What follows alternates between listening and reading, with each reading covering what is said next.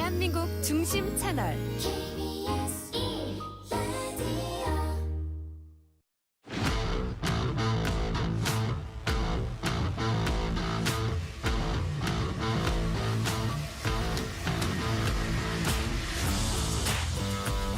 한상원의 스포츠.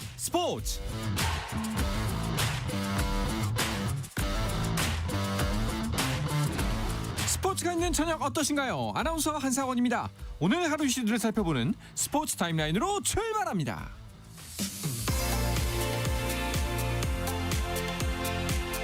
다음 달 월드 베이스볼 클래식에 출전할 한국 야구 대표팀 최종 명단 30명이 공개됐습니다.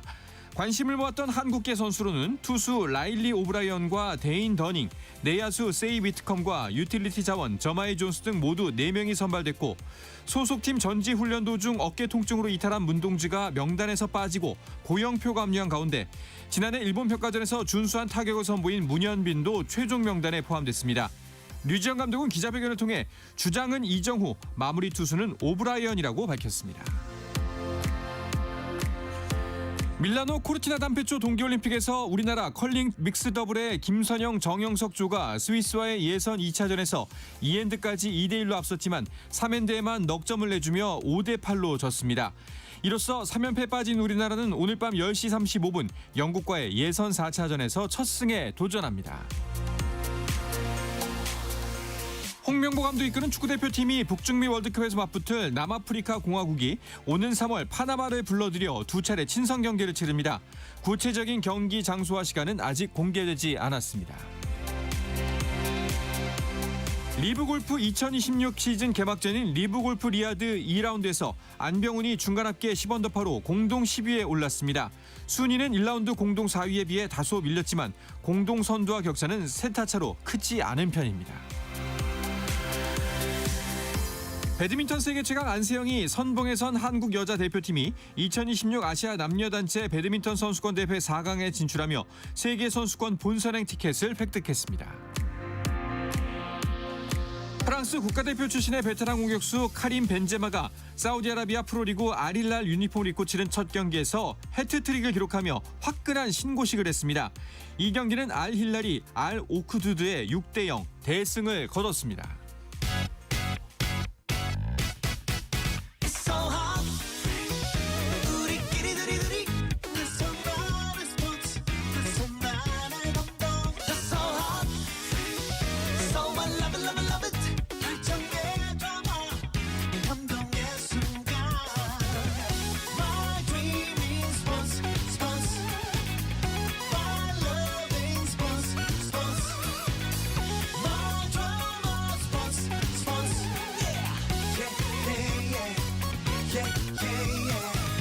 스포츠.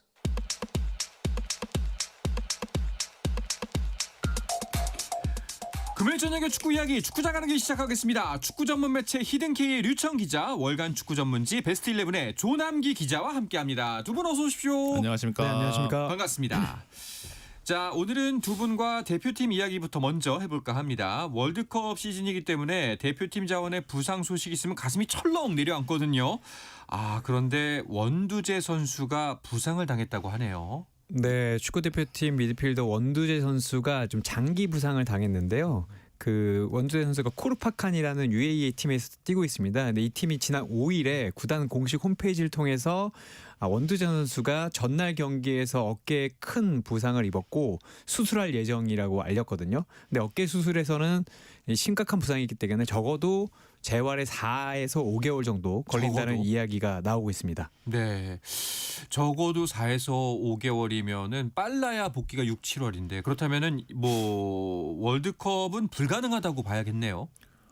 네, 뭐 기적이 일어나지 않는 이상 오늘 기준으로 지금 월드컵이 한 4, 5일 정도 남았거든요. 근데 만약에 4, 5개월 지금 부상 회복 기간이 걸린다고 하면은 그것에 의거한다면 물리적으로는 지금 불가능할 것 같습니다. 그래서 뭐 사실상 좌절이다 이런 기사도 좀 나오는 것 같고 홍명보 감독이 참 머리가 아플 수밖에 없을 것 같습니다. 지금 네. 뭐 박용호 선수에 이어서 원두재 선수까지 불운하게도 약간 동일 포지션에서만 지금 부상자가 계속 나오고 있는 상황입니다. 그러니까 박용우 선수가 그 무릎 전방 십자인대 파열로 그 참가하지 못하는 것이 확정이 됐고 거기에 대한 대체 자원으로 원두재 선수가 거론되고 있었잖아요. 맞습니다. 박용호 선수도 지난 9월에 똑같이 아랍에미리트 리그에서 뛰는데 왼쪽 무릎 십자인대가 파열되면서 여기서 또 수술을 했고 8에서 10개월 정도가 회복에 소요될 것이다. 그러니까 산술적으로 봐도 월드컵 직전 정도의 빠르면 회복할 것이다라는 얘기가 나와서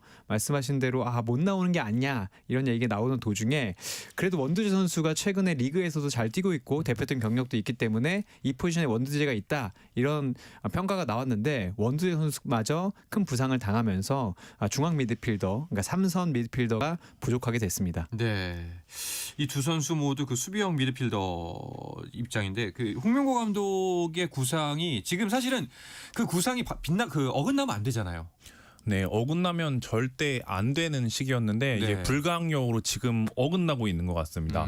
요즘 대표팀 화두는 약간 그런 것도 같아요. 예전에 과거에는 뭐 기성용 선수의 파트너 미드필더가 누가 될지가 그런 게 조금 관건이었으면은 요즘은 이제 황인범 선수의 파트너가 누가 될지인데 황인범 선수가 공격적인 재능을 뛰어나게 갖추고 있기 때문에 옆에 서는 선수는 좀 수비적인 기능을 잘 해줘야 이제 합이 맞을 텐데 그 역할이 유력한 두 선수가 박용호 선수 그리고 박용호 선수가 없다면 원두재 선수였습니다. 근데 지금 1번 타자와 2번 타자가 공교롭게도 모두 낙마에 가까워진 상황이라서 홍명보 감독이 진짜 고민이 많아질 수밖에 없을 것 같고요.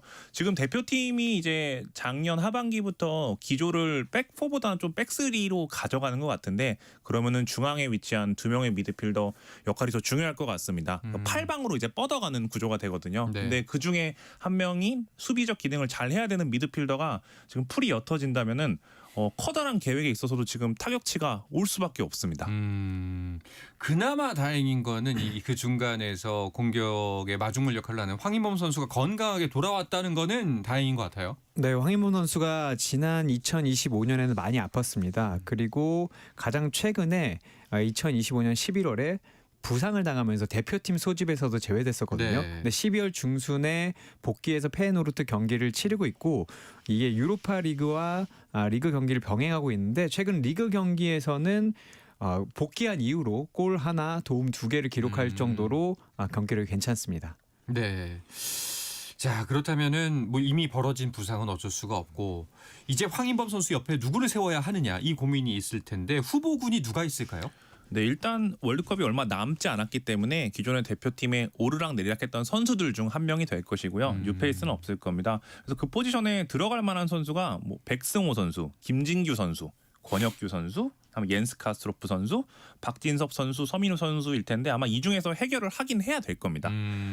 일단 뭐 박진섭 선수가 대표팀에서는 주로 센터백으로 기능을 하긴 했지만 작년에 전북이 우승할 때는 그래도 수비형 미드필더로 뛰었거든요. 그래서 그렇게 호환이 가능하다는 점에서 조금 대안으로 꼽힐 수도 있을 것 같고 백승호 선수 소속팀에서 워낙 꾸준하게 잘 나오고 있기 때문에 잘 조절을 하면 가능성이 있을 것 같긴 합니다. 반면 카스트로프 선수가 요새 출전 기록을 보면은 수비형 미드필더보다 약간 측면이나 공격형 미드필더가 많더라고요. 그래서 그런 점에 있어서는 조금 우려가 되는 것도 같습니다. 일단은 뭐 가장 가능성이 높은 후보군이 방금 말씀하신 3명이라고 쳤을 때 이 3명 어떤 특장점들이 있을까요? 일단 카스트로프 선수는 조난 기자도 말한 것처럼 이 공을 잘 다룹니다. 그래서 팀에서는 오히려 좀 공격적으로 네. 측면 공격수로도 쓰고 공격형 미드필더로 쓰고 있어서 사실은 2명의 황인범 선수가 서게 되는 효과가 있을 것 같아요. 우리가 공격적으로 임하고 지배적으로 했을 때는 공격력은 매우 빼어날 수 있지만 이 카스트로프 선수가 파이터 유형인데 수비를 그렇게 잘하진 못합니다. 네. 조금은 서두르는 것도 있고 카드도 좀 많이 받기 때문에 수비적인 부분에 좀 문제가 있다라고 좀 예상할 수가 있고요. 박진섭 선수는 수비력 자체는 지금 거론된 선수 중에 최고 좋습니다. 근데 박진섭 선수가 이제 월드컵 무대에서 중앙 미드필더 이 짐을 좀 감당할 수 있느냐, 그리고 이제 패스의 질이라던가 패스의 종류라던가 이런 것들이 수비형 미드필더로서 좋지 않지 않을까, 이런 상대적으로 좋지 않지 않을까 이런 얘기가 나오고요. 백승호 선수는 패스는 상당히 좋은데 수비력적인 부분에 조금 문제가 조금 있습니다. 그래서 똑같이 옌스 카스트로프와 백승호 선수는 조금 공격적이지만 수비적인 부분에 조금 문제가 있고 박진섭 선수는 수비적이지만 공격으로 나갔을 때는 살짝 아쉽지 않나 이런 평가들이 엇갈리고 있습니다. 뭔가 다 그 각 선수마다 장단이 명확하게 있는 것 같은데 조남기 기자 생각에는 가장 어울리는 조합 어떤 거라고 보세요? 현 풀에서는 다소 뜬금없는 의견일 수도 있을 것 같은데 개인적으로 물으신다면 저는 그래도 서민우 선수를 한번 꼽아보고 싶습니다. 박진섭 선수는 이제 그 류청 기자가 말해주신 대로 팀 내에서 수비형 미드필더로 뛰긴 했으나 전북은 대표팀처럼 백스리가 아니라 어떤 백포였습니다. 그래서 강상윤, 김진규, 박진섭이 같이 뛰었는데 근데 만약에 백스리의 수비형 미드필더는 조금 역할이 다를 수가 있거든요. 그런 점에서 좀 한계점이 나타날 수도 있고 뭐 백승호나 카스트로프 선수에 대해서는 말씀해주신 저도 동일한 생각을 가지고 있고요. 서민우 선수가 대표팀에 좀 작년부터 간간히 소집이 됐는데 뚜렷하게 뭔가 보여주지는 못하는 것 같지만 큰 실수도 없고 두뇌가 좀 좋은 플레이를 많이 보여주고 있습니다. 그래서 그게 좀 시급한 상황에 빠르게 녹아내릴 수 있다면 저는 서민우 선수도 좋은 조합이 될 수도 있을 것 같고요. 그리고 김진규 선수는 사실 저는 크게 보면 황인범 선수랑 성향이 좀 비슷할 수도 있다고 생각을 합니다. 둘 다 공격적으로 굉장히 뛰어난 모습을 보여줄 수 있지만 자칫하면은 수비 밸런스가 순식간에 무너질 수가 있고 월드컵 레벨에서는 그렇게 한순간 방심하면은 네. 모든 게 붕괴되는 순간이 찾아오기 때문에 그런 건 좀 위험 부담이 있을 것 같습니다. 알겠습니다. 류청 기자의 의견도 궁금합니다. 어떤 선수와의 조합이 가장 우리 지금 현실에 맞을 것 같나요? 좀 어려운데 네. 이게 다 말씀하신 대로 좋은 선수들이지만 어쨌든 황인범 선수가 주로 나와야 되고 홍명보 감독이 안정적인 경기를 구사한다는 면에서 게다가 월드컵이잖아요. 네. 근데 저는 사실은 권혁규 선수가 스타일로 보면 제일 맞을 수도 있어요. 그 장신에다가 수비형 미드필더로서 패스도 좋은데 근데 이 선수는 경험이 부족하고 지금 낭트 그러니까 프랑스 1부 리그에 있다가 지금 기회를 위해서 독일 2부 리그로 이적을 했습니다. 근데 지금부터 잘 나온다고 해도 경기력을 대표팀 수준으로 끌어올릴 수 있을 것인가 이런 문제가 있고 제가 보기에는 그래도 카스트로프 선수나 박진섭 선수 둘 중에 골라야 되지 않을까. 굳이 골라야 한다면. 근데 그렇게 된다면 미드필더 구성을 좀 바꿔야 될 수도 있을 것 같아요. 미드필더가 2명이 아니라 3명이 돼야 되는 상황도 있을 수 있다. 이런 것도 그렇게 되면 또 전략에 큰 수정이 가해지는 거잖아요. 전략 전체. 네, 지금 이게 선수가 예상치 못한 상황이 발생했기 때문에 원래 플랜 A가 설령 백스리였다고 할지라도 지금은 플랜 A 자체를 좀 뒤바꿔야만 하는 상황이 될 수도 있을 것 같습니다. 지금 저희가 확실하게 알 수 있는 요건들이 일단 박용우 선수와 원두재 선수가 못 나올 확률이 굉장히 높다. 네. 그리고 이제 황인범 선수가 중심이 되는 미드필더진이 필요하다는데 그럼 그 조건값에 맞춰서 선수들을 구성을 하다 보면은 백스리로는 한계가 있을 수도 있을 것 같고요. 그러다 보면은 백포 이야기가 또 자연스럽게 나오게 될 것 같고 그래서 다가오는 3월 평가전의 중요성이 정말 커진 것 같습니다. 일단 뭐 아까 말씀하셨던 것처럼 새로운 얼굴을 발굴할 수 있는 시간적 여유는 없는 거죠? 맞습니다. 사실 좀 아쉬운 게 언급하지는 않았지만 강상윤 선수가 지난 시즌에 상당히 잘했고 대표팀에도 이제 오르락내리락했었는데 이 선수 그때마다 다쳤어요. 게다가 지난 U23 아시안컵 때도 다쳤는데 물론 지금 4주에서 6주 정도면 회복을 하니까 3월에는 나올 수 있습니다. 근데 그 전에 맞춰보지 못했던 거. 이 선수가 충분한 능력을 가지고 있고 전북에서 중심 미드필더로 거듭날 정도면 대표팀에 한번 부를만 한데 이제 정말 한 번밖에 평가전이 남지 않았기 때문에 이번에 불러서 볼 시간이 있느냐. 조남 기자 말대로 포지션 변경도 염두에 둬야 되는데 너무 많은 실험을 하면 안 되잖아요. 그래서 좀 지켜봐야 될 것 같습니다. 여러 가지 상황상으로 너무 아깝습니다. 이렇게 짚으면 짚을수록 원두재 선수의 부상이 너무 안타까운데 개인적으로 굉장히 아쉬운 상황이잖아요. 네, 일단 이번 시즌 소속팀에서 활약이 굉장히 좋았고요.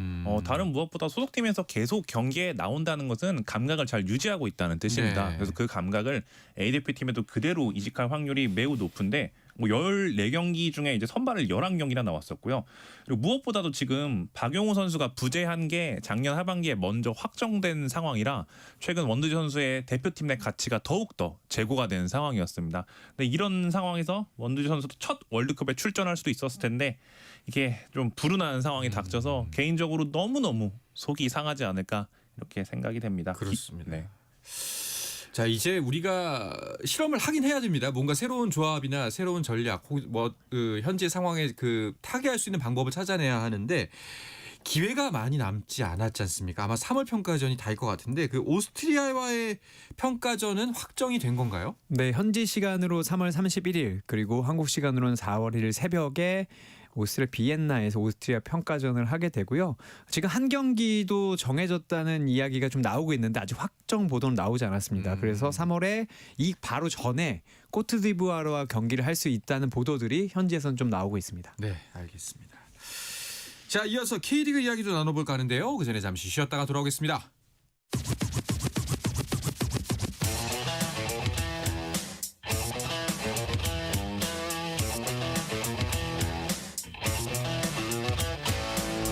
짜릿함이 살아있는 시간.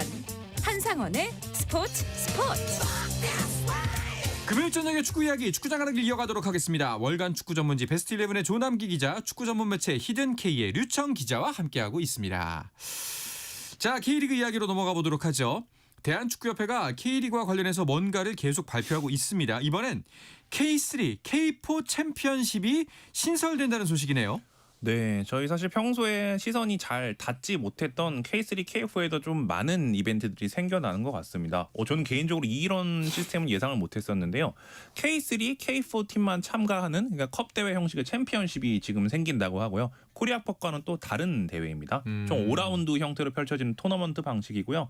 5월 이제 초에 개막을 해서 9월 중순에 끝나는 형태로 지금 대한축구협회가 계획을 했고요.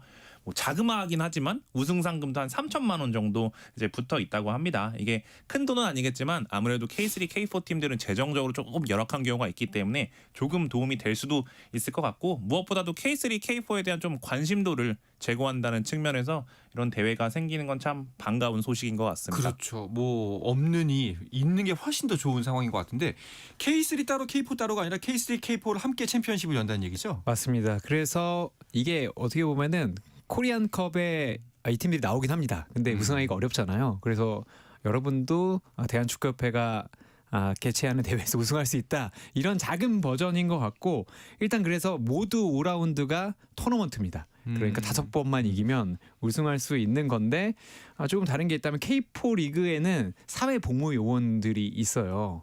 이게 이제 군 생활을 K4에서 하는 거죠. 김천 상무에 가지 못한 선수들이 네네. 이런 식으로 군 생활을 하는데 근데 이 선수들은 원 소속 팀이 K1이나 K2 구단이라면 이 대회를 못 나옵니다. 네.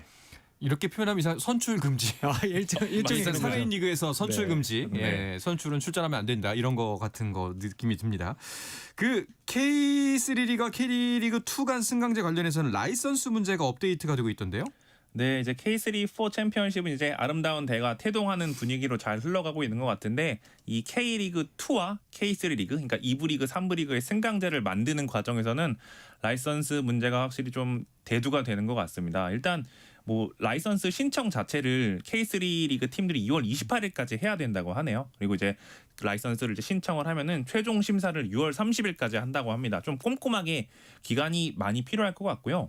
라이선스 기준에 대해서 좀 간략하게 말씀을 드려보면은 일단 유스 팀을 잘 갖추고 있어야 됩니다. 뭐 첫 해에는 U12, U15, U18 중에 한 팀만 있으면 되지만 그 다음에 가면은 그 중에 두 팀, 네. 그 이듬해로 가면은 이제 다 있어야 되고요. 그다음에 유스 발전 계획도 있어야 되고. 사무국 인원 숫자도 충분해야 되고요. 뭐 경기장뿐만 아니라 시설물 인프라도 어느 정도의 기준선을 맞춰야 되고 그리고 또 3년 연속 단기 순손실 금지 이런 조항도 있다고 합니다. 결국 이제 이런 까다로운 라이선스 조건을 내거는 거는 K3, K4 클럽들이 이제 추후에 올라올 걸 대비해서 프로다운 모습을 미리 갖춰라 이런 메시지일 텐데 이게 현실적으로 과연 맞는지 안 맞는지에 대한 좀 의견이 분분한 요즘인 것 같습니다. 그 말씀해 주신 대로 그 이런 변화들 그리고 이제 무언가를 더욱더 활성화시키겠다는 취지는 축구팬 입장에서는 굉장히 좋은데 현장에서는 이런 것들을 어떻게 받아들이고 있느냐가 문제거든요. 이게 물론 2026년에 정몽규 회장이 이제 사선을 하면서 2026년에 이걸 잇겠다고 발언한 지는 오래됐습니다. 근데 현장에서는 아직도 시기상조라고 여기는 것 같고 그랬다면 K3나 K4가 프로의 일종의 배양하는 곳이다. 이렇게 해서 팀을 올렸어야 되는데 사실 이번에도 뭐 K2 패스트트랙 이런 것도 있듯이 사실은 한국 프로축구 연맹은 그냥 시도 팀을 만들면 2부 리그로 끌어올리는데 다 좀 급급했거든요. 그래서 지금 K1, 2는 상당히 규모가 커졌지만 냉정하게 보면 이제는 프로 될 팀들은 다 됐다라고 보는 현장 분위기도 있습니다. 그리고 K2 보셨겠지만 지금 K3나 K4는 이 자본을 상대적으로 적게 들이면서 성인 팀만 운영하는 것도 빠듯한 상황인데 이렇게 뭐 프로 라이선스를 신청하게 되면 12세, 15세, 18세 팀을 아무리 유예가 있다고 해도 다 갖춰야 되거든요. 네. 이런 부분이나 말씀하신 단기 순손실이 3시즌 연속되면 안 된다고 하는 것이나 사실 한국 프로축구 시장이라는 것이 그렇게 커지지 않고 있는데 제도만 마련해 놓고 올라가거나 내려가면 잘해줄게 이런 얘기와 컵대만으로는 현장의 민심을 바로 잡아서 K리그로 돌리기는 좀 어려워 보이긴 합니다. 그러니까 후속적인 지원 조치나 뭐 이런 것들이 뭐 제도적 뒷받침 같은 것들이 있어야지만 좀 충분할 것 같다라는 생각이 듭니다. 아무래도 현실 뭐 이제 부양책이라는 의미에서는 의미가 있습니다만 그 부양이 어떤 그래도 토대가 있어야 부양이 될 텐데 토대도 없는 상황에서 부양만 하려고 하니 이거는 무리입니다라는 소리가 나올 법도 해요. 네, 이게 사실 승강 조건도 살펴보면은 이제 일단 표면적으로는 올해부터 K리그 2와 K3 리그의 승강제가 실시가 되는 건데 전제가 하나 있습니다. K3 리그 우승팀이 우승하는 것뿐만 아니라 K리그 클럽에 걸맞은 라이선스를 취득을 해야 그 취득이 된 상태야만 K리그2 최하위 팀과 K3 리그 우승팀의 이제 승강 결정전이 열리는 거거든요. 일단 라이선스가 먼저 돼야 되고 우승도 해야 되는 굉장히 까다로운 조건이 있는데 그리고 또 심지어 그 승강 결정전은 K리그2 클럽 홈 경기장에서 열리기도 합니다. 전반적으로 아직은 K리그2 팀들에게 유리한 조건이긴 한데 과연 K3 리그 중에서 우승권에 도전할 만한 전력을 갖춘 팀 중이 라이센스까지 준비를 해서 나타날 수 있을지 과연 6월까지는 좀 그런 걸 잘 지켜봐야 될 것 그리고 같습니다. 한 경기 더 치러야 하고요. 네. 적진에서. 알겠습니다. 자, 그럼 K리그 1, 2 이야기로 넘어가 보도록 하죠. K리그 팀들은 이제 슬슬 전지훈련 마무리할 때가 됐죠? 네, 일단 뭐 팀들이 돌아와서 한국으로 돌아온 팀들은 남부 지방에 가서 이제 2차 담금질을 하고 있고 이때는 주로 이제 연습 경기를 많이 합니다. 근데 불문율이 좀 있는데 K리그 1 팀들끼리는 절대 안 붙고 K리그 2도 K리그 2 팀끼리는 안 붙습니다. 그러니까 1, 2부가 교차되거나 아니면 뭐 K3, K4 대학 팀들하고 지금 하고 있고요. 그리고 지금 이제 실전을 준비하는 두 팀이 있습니다. 일단 전북과 대전은 2월 22일에 슈퍼컵이 20년 만에 돌아오기 때문에 이 팀들은 이제 실전이 2주밖에 안 남았잖아요. 이제 실전을 준비하고 있습니다. 그럼 설 연휴 끝나고 바로 이제 축구 경기 시작되는 거네요. 네, 일단 슈퍼컵은 그렇게 시작이 되는 거고요. 그리고 사실 좀 시야를 넓히면 한국 바깥에 AFC 클럽 대항전은 설 연휴 전에도 있습니다. 이게 AFC 대항전은 이제 춘추제와는 다르게 추춘제로 가기 때문에 2호 26 시즌이 이미 진행 중이었고요. 엘리트에는 현재 FC 서울, 뭐 강원 FC, 울산 HD가 포함이 되어 있고 이 세 클럽이 2월 10일, 11일에 걸쳐서 다들 ACL이 일정을 진행을 합니다. 그리고 17일에도 또 바로 경기가 있는데 그때 FC 서울 같은 경우는 홈 경기를 벌일 예정이었는데 지금 뭐 서울 월드컵 경기장에 공개된 사진을 보면은 눈이 좀 많이 있어서 네. 빈 겨울도 있고 그래서 FC 서울이 현재로서는 이제 서울 이랜드의 홈구장이 목동으로 이동을 해서 경기를 치를 확률이 매우 높다고 합니다. 네, 알겠습니다. 자, 이적과 영입 옵션이 비시즌 초반보다는 뜸하지만 그래도 나오고는 있습니다. 이번 주에는 어떤 선수들의 이적 발표가 있었나요? 말씀하신 대로 많이 없는데 좀 굵직한 게 있었습니다. 윤정환 감독이 이끄는 인천 유나이티드가 모건 제임스 페리어라는 외국인 공격수를 영입했는데 이 선수의 경력만 보면 아마 가장 화려하지 않나 싶습니다. 아스널과 와포드에서 유스를 보냈고요. 그 이후에 노팅엄 포레스트, 크리스탈 팰리스에서 뛰었습니다. 근데 이제 크리스탈 팰리스에서 마지막으로 뛰었던 게 2015년이고 그 뒤로는 아시아와 네. 유럽 이제 조금 변방 리그들을 돌아다녔는데 어쨌든 186cm의 장신 공격수인데다가 탄력도 가지고 있다고 하니까 이 선수가 또 K리그에 적응을 잘하면 무섭지 않을까라는 생각을 했고요. 뭐 경남 FC가 드리블이 장점이 조진혁 선수를 영입했고요. 전남 드래곤즈는 FA로 김경준 선수 공격수인데 이 선수를 영입을 했습니다. 그리고 울산은 들어오는 선수는 많지 않고 떠나는 선수 많은데 이 측면 공격수인 라카바 선수가 결국 울산과 좀 이별을 하고 포르투갈 2부 리그인 비젤라로 갔습니다. 네. 이 K리그 이적 시장은 언제까지 열리나요? 네, 일단 시작 일자는 1월 16일이 이제 공식적으로 피파에서 날짜가 나오고요. 종료 시점은 일단 3월 26일로 되어 있습니다. 뭐 굵직한 이적들이 다 나오긴 했지만 뭐 서류상으로는 3월 26일까지는 뭐든 일어날 수 있다는 뜻입니다. 뭐 더 큰 빅뉴스가 나오긴 쉽지 않을 것 같고 지금까지의 이적 상황을 본다면은 이번 비시즌 가장 전력 보강을 잘한 팀 어디라고 보시나요? 근데 더 안 나온다 그러면 울산 팬들이 좀 너무 억울할 것 같고 울산은 어쨌든 기다리고는 있습니다. 네. 근데 울산이 지금 영입 작업들이 부진한데 외국인 쿼터가 물론 다 풀렸지만 외국인 선수가 좀 떠났기 때문에 울산 팬들은 마지막 한 건을 기다리고 있을 거고 사실 지금까지로 보면 가장 안정적인 팀은 지난 시즌에 더블 우승을 했던 전북 현대입니다. 왜냐하면 전북은 리그에 있는 좋은 선수들을 다 끌어모았어요. 그러니까 MVP는 못했지만 이동경급의 활약을 했던 김승섭 측면 공격수를 제주로부터 영입을 했고요. 그리고 수비수를 정말 잘 영입했는데 이 대한민국 중앙 수비의 미래라고 할 수 있는 조희재와 변준수를 영입을 했고 물론 변준수 선수는 이제 바로 군대에 가긴 합니다. 그리고 박지수 선수 국가대표 선수인 박지수 선수 그리고 중앙에는 오베르단 제가 이 선수가 있으면 국가대표 미드필더 좋을 것 같은데 이 선수를 포항에 데려왔고요. 못다 최전 공격수 못다 선수도 안양에서 임대로 데려왔기 때문에 이 짜임새로 보면 전북 현대가 가장 알짜 돈을 그렇게 많이 쓰지도 않으면서 다 모았다고 볼 수 있고 FC 서울도 뭐 이런 면에서는 구성윤, 후이즈, 송민규 이런 선수들 좀 모았는데 FC 서울은 지난 시즌 성적이 그렇게 좋지 못했기 때문에 네. 조금 반신반의하는 의견들도 있습니다. 네. K리그 2 이야기도 짚고 넘어가 보도록 하면은 일단은 수원 삼성 뭐 지금 시즌 전부터 계속해서 가장 큰 화제입니다. 어떻게 보시나요? 지금 뭐 전력 보강부터 현재까지 진행되는 과정들을 보시면. 네, 이부 리그 클럽이 이렇게 주목을 받았던 적이 과연 있었나 싶을 정도로 정말 수원 삼성이 많은 주목을 받고 있고요. 요새 보면 정말 K리그 1 여간한 팀보다 수원 삼성이 인기가 많은 것 같습니다.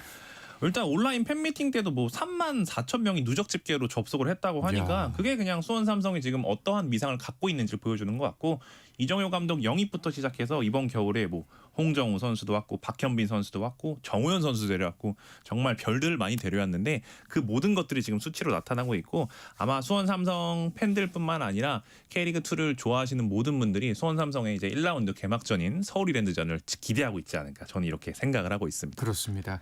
이제 지난 시즌을 되짚어 보면은 K리그 1 흥행은 뭐 괜찮았다라는 평가라면은 K리그 2는 대박이 났지 않습니까? 네, 아마 이번 시즌도 수원 삼성을 필두로 해서 많은 분들이 축구로 붉게 타오르는 그런 한 해가 되지 않을까 생각을 해봅니다. 자, 오늘은 이야기를 끝으로 이번 주 금요일에 축구 이야기 축구장 가는 길은 마무리하도록 하겠습니다. 류청 기자, 조남기 기자 오늘도 고맙습니다. 감사합니다. 네, 주말 스포츠는 저녁 9시 20분부터 함께 하실 수가 있고요. 저는 월요일 저녁 8시 30분에 돌아오겠습니다. 한상원의 스포츠.